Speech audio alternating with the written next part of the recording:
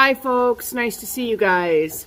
It's been a while since I've done a video, so this video is just going to be an updated video. You know, as per my last video, you guys, I had stated that we were battling COVID in our home, and we were battling COVID. We had it for about 2.5, 3 weeks. At my last video, I had just got, sorry guys, this is not really, this is the after effects of this. But so at my last video, that was my first visit to the ER. I ended up going to 2 more visits to the ER for IV and nebulizer treatments. I had pneumonia, and per my doctor and what he said, listen, COVID, there's no such thing as COVID pneumonia. It's like swine flu, the flu, a cold, whatever you have beforehand turns into pneumonia, and that's what happened for me. So I got hit the worst out of anybody in the family because I've had upper respiratory infections in the past, and one time about 5 years ago I let one go too long. It turned into pneumonia, and now I'm susceptible to those things. So, you know, my advice to you guys is never ever let an upper respiratory infection go so long that it turns into pneumonia, because once you start that path, then you're susceptible to those things and you have problems in the future. And so I've always been very careful, even when cold season comes around, just for colds, because you know, I don't like those upper respiratory infections. I'm rolling up my sleeves, guys. It's about 17 degrees here. It's snowing, but I'm built for Wisconsin, so I'm warm. But so anyways, guys, I had 3 visits to the ER, primarily because I needed to help open up the lungs, but mainly because I have low blood pressure. So the low blood pressure added to my problems. Getting up to go to the bathroom was a blackout situation. I passed out on the toilet a couple times, and so weak that I couldn't even yell for my husband to come and help. So you know what? This is what I've been telling people, part of my language, but COVID kicked my ass for a short time, but it didn't kill me. And that's, guys, that's my advice for you today, is it's not a death sentence. If you are healthy, you drink, you eat, and you have to force yourself, guys, because I'm telling you, as I said in my last video, that thing takes your will to live. There was a couple days there where if I would have said to myself, I'm done, I would have been done. I could have laid on the couch, blacked out, not ate, not drank, got dehydrated, and ended up either dying or ended up in the hospital, you know, in a night stay. But I chose that I was going to live. I chose that I was going to be the wife, the mother that God called me to be, and I was going to fight. And fighting meant eating stuff that made me nauseated, you know, sipping on water all day. I still ended up having to go in for IV because the fevers were like 103. It was constant for a week and a half and 2 weeks almost. And there was just no amount of water that I could drink to keep up with the dehydration. You know, it would just, the fevers would just burn it off. So I did have to go in for those IVs. But you guys, I chose. And God forbid this comes to your home. You have to choose. You have to choose. Are you going to live or are you going to die? Because that's what it comes down to. Now, for all you folks out there that are saying, oh, this is like a cold, and it's it is not like a cold.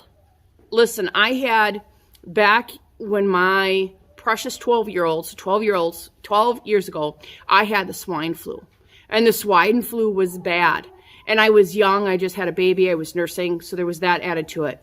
But it was not COVID, guys. It was not COVID. And for some people, the symptoms are asymptomatic. You know, they don't have anything, or they have like just a cold, like, you know, that's what it was for my daughter. My pregnant daughter, who's due in January, it was just a real bad cold for her. My son-in-law, he was sick 2 days, you know. But listen to me. That doesn't mean it's like that for everybody. I'm 43. I'm primarily healthy, other than my low blood pressure issues. And It hit me hard. So do not sit there and act all prideful like you know everything and say that this isn't real and it's a joke, and it's not. It's real. We can have a debate about the numbers. I don't believe that the numbers are what they're saying as far as the deaths. I will give you that. But there are people that are passing away from this. In 2 weeks' time, we know a 30-year-old mother of two that died. Now, caveat, she was morbidly obese, okay? Over 500 pounds. But she still had two precious little boys that she left behind. We also know of a 50-year-old man 3 days later in the community that died. I also know through another person, a woman who had just got done battling cancer, and she died of COVID. So, you know, there was a lot of health issues between these people. The 50-year-old man, not as many health issues, but guess what? Every one of them refused to go to the doctor. They refused to eat, drink, and they refused to go to the doctor. You have to get to the doctor before it gets too bad. And that's a fact. Because if you're to the point where your oxygen levels, you know, you're down to 80%, right? 90, you don't want to go any lower than 90 on your pulse ox. And that's what the doctor told me, guys. I'm not a doctor, but that's what my doctor told me. You get down to 80, you get down to 70, you can't breathe, and you're struggling to gasp for air, and you're saying, I can beat it. Well, guess what? You most likely are not going to beat it. You got pneumonia at that point, and your lungs are filling with fluid. Don't be stupid. Get to the doctor before it gets to that point. I know there's a lot of fear. There's a lot of fear out there of people saying, because I got the messages, but Stacy, we're afraid they're going to put us on a ventilator. Nonsense. The only people that are going on ventilators are the ones that are incapacitated and can't speak. Or they're not advocating for themselves, or their families aren't advocating for them. And if you look at all the stories where that has happened, that's exactly what's happening. I went into the doctor and I said, I will not take the antibody infusion. We don't do blood transfusions or antibody. It comes from the blood. We are believers in Jesus Christ, and life is in the blood. And guess what? In America, there's cancers in blood. There's Lyme's disease in blood. There's hepatitis in blood. There's all those things. And I'm not taking nobody's blood or antibodies for that matter. So I said I will not take those under any circumstances. No blood transfusions, antibody infusions. I also, which I wasn't to the point where they would have even suggested, because I was smart and I went ahead of time. I wasn't to that point where they would have suggested a ventilator. But my dad, guys, if you follow me on Sustainable Stewards, my other channel, last December died. My dad had congenital heart failure, lung failure, kidney failure, all those things. But a year prior to that, he was in a coma, and he was in a series of them, and he was put on a ventilator the first time for 2 weeks, the second time for like 4 weeks. So I know all about ventilators through my father and through talking to the specialists at the hospital when he was on them. And guess what, guys? I or my family members are not getting to the point where we have to be forced or choose to do that, because we know what that means. If you are to that point, you've waited too long. You've waited too long, and that's on you. That is just on you. And, you know, something like I said to my, I milk cows, my Stacy, my milk boss. I said, are we supposed to feel bad for these people that sit in their chair, refuse to drink water, refuse to eat, refuse to go to the ER? That's on them. That's on them.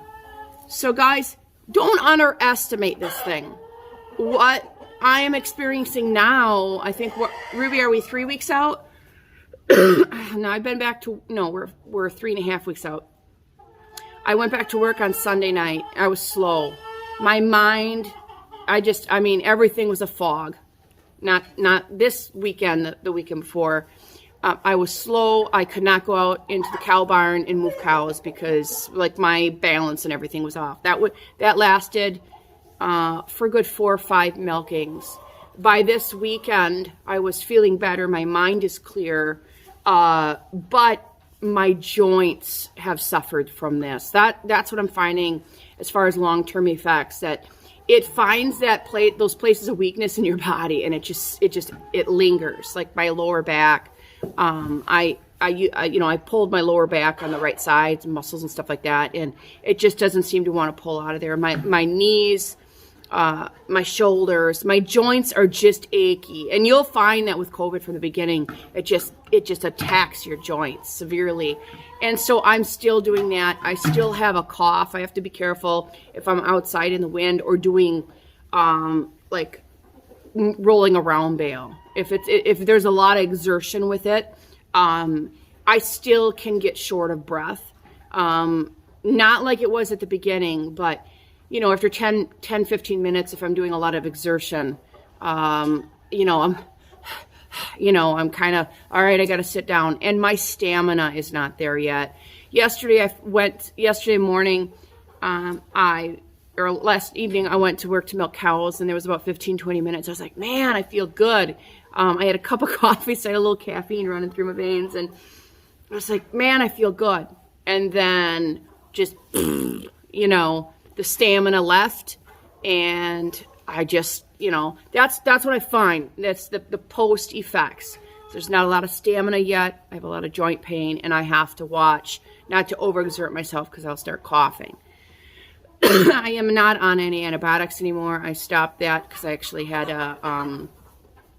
I had to pray some of this through because I had a gut reaction to the antibiotics. It was not fun. So, guys, we're alive though. My husband was awesome. I can't say more. I'll tell you ladies out there that are single or that have had a husband pass or what have you. I pray for you, and I don't know how you do it because having a good man, I'll tell you what, it's having a help. I'm his helpmate, but having a partner in life is worth it's priceless. It's so precious. My husband from day one was working hard to help us. He was doing chores. He was sick. I couldn't physically do the chores because I was blacking out. And he was working through this whole thing. He was cooking dinner, making meals, doing the chores. And actually, because of that, his healing got prolonged a little bit and has lingered a little longer. He wasn't as sick as me, but the effects have been lingering. And my husband's got Lyme's disease. He really found out how much strength he has, even with Lyme's disease, to go through this and and care for his family. Guys, there's nothing more precious than a godly man and godly children. I'm telling you, a selfless man that will give him, like, risk his own life. And that's what I really felt my husband did. He was really compromising his own health and his life for us. And I can't thank God enough for him. You guys, I get teared up because people don't know when you have Lyme's disease. 5 years ago, I thought I was going to lose my husband. He fought. He went from 185 pounds to like 120 within 6 months. It was the most scary time of our marriage. He fought for 2 years.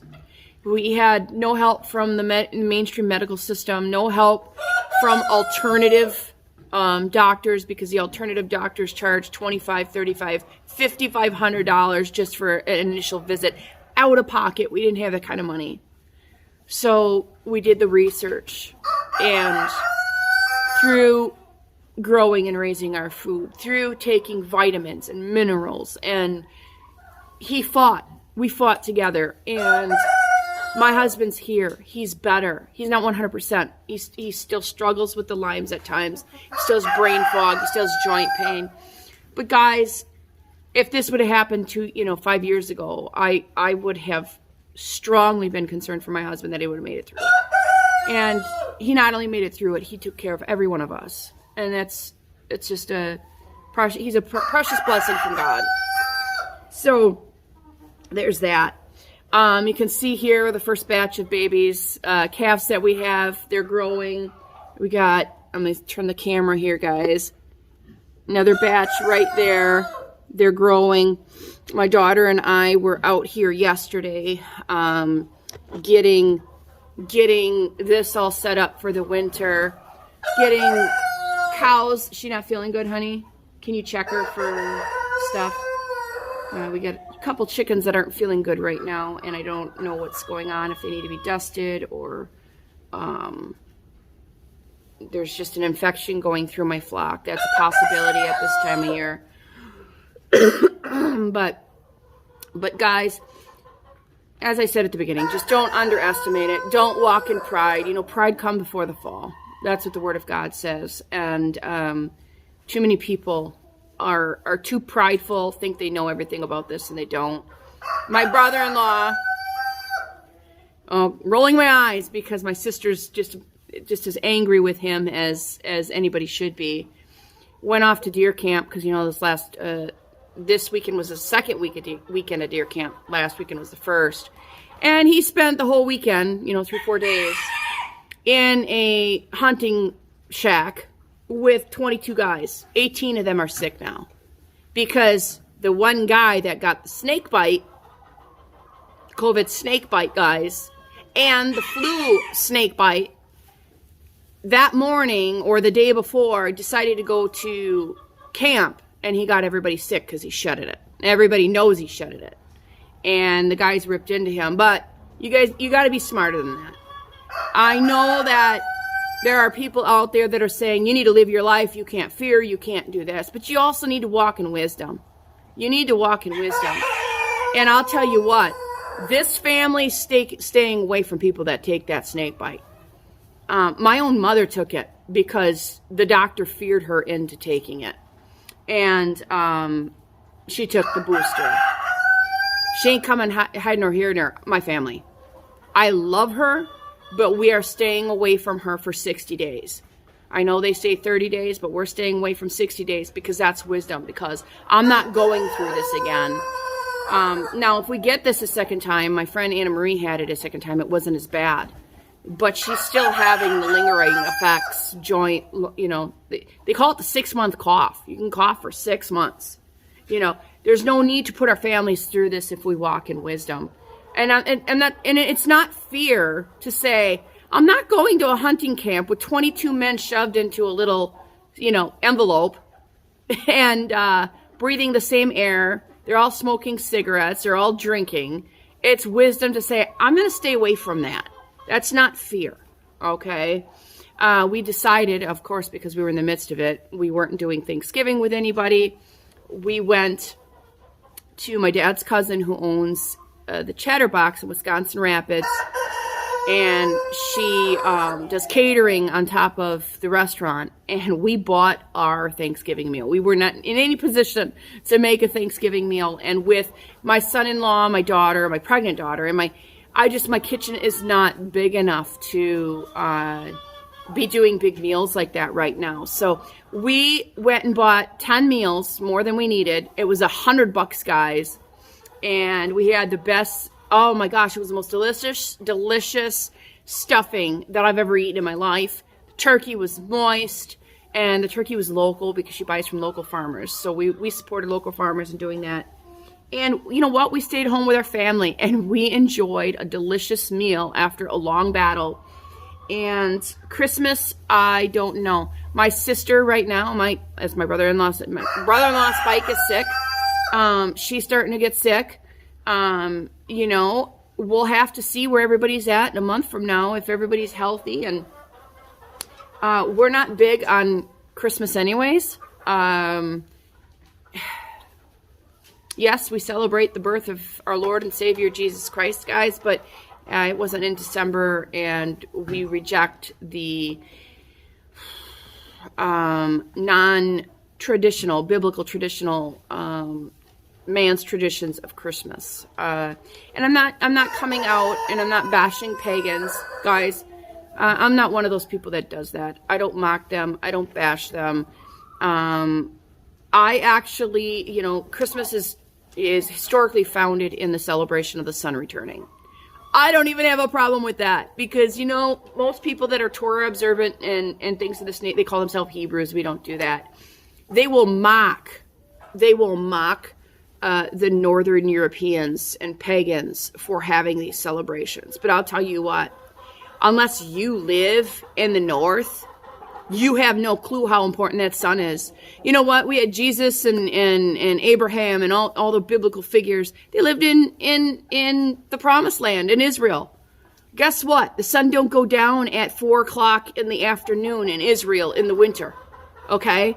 If you were a people that didn't yet have the gospel message brought to you, and the sun was disappearing every year, you would be thanking the Creator, whatever you worshiped at that time, that sun came back, because guess what? That sun meant life.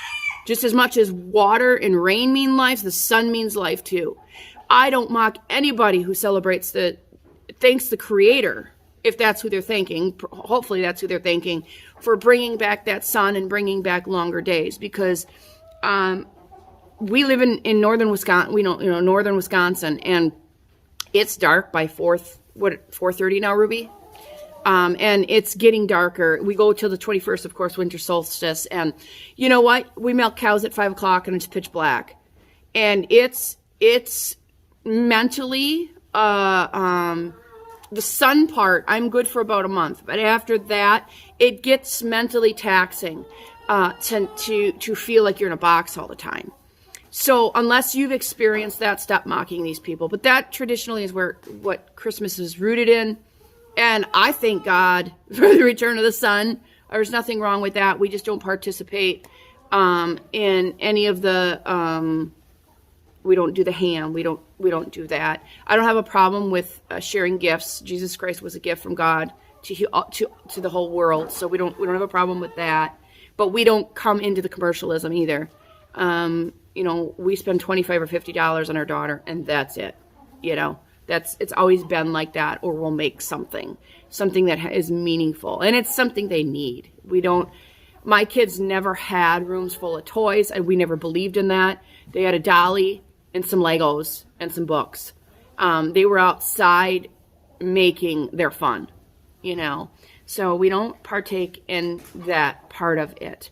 But you know what? Everybody has to work their own faith out with fear and trembling. And so that's why I say stop being judgmental. Stop sitting there mocking other people for what they do and don't do. Some of the people in the Torah movement, they do the feasts. I believe the feasts are biblical, and we should if we can. My family has no clue how to celebrate the feasts. We have no clue what to do, and sometimes even the time frames. People argue about the time of them.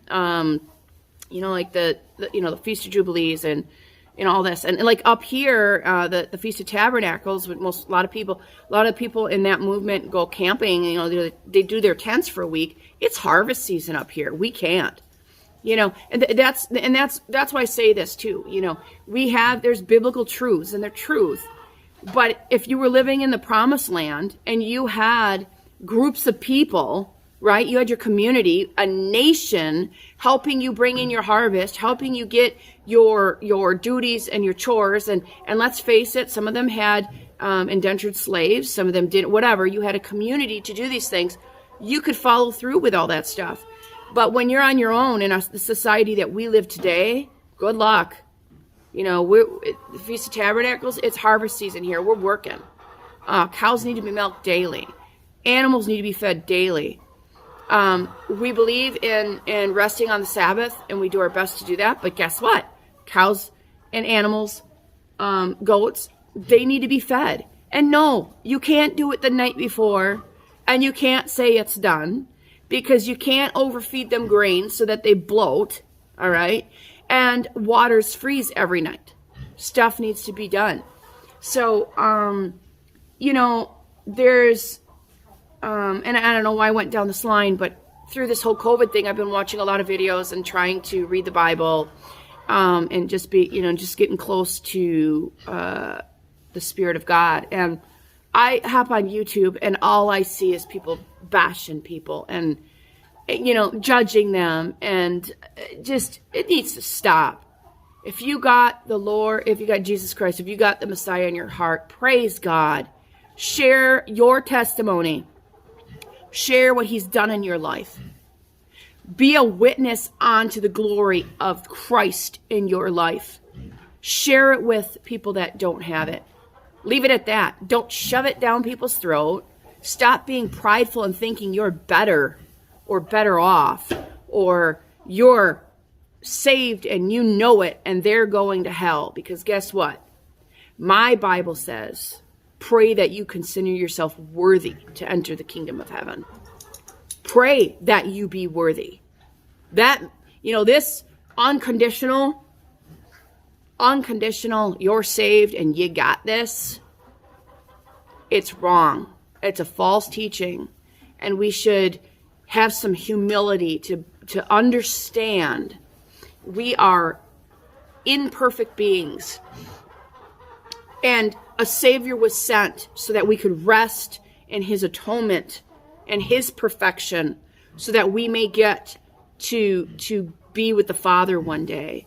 But we should never be so prideful and so spiritual prideful that we think that we're in like Flynn, because that's a scary place to be. That's a scary place to be.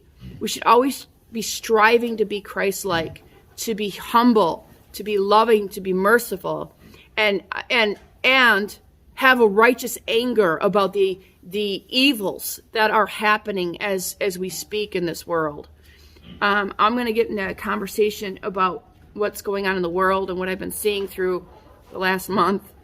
But I believe the seals are being opened.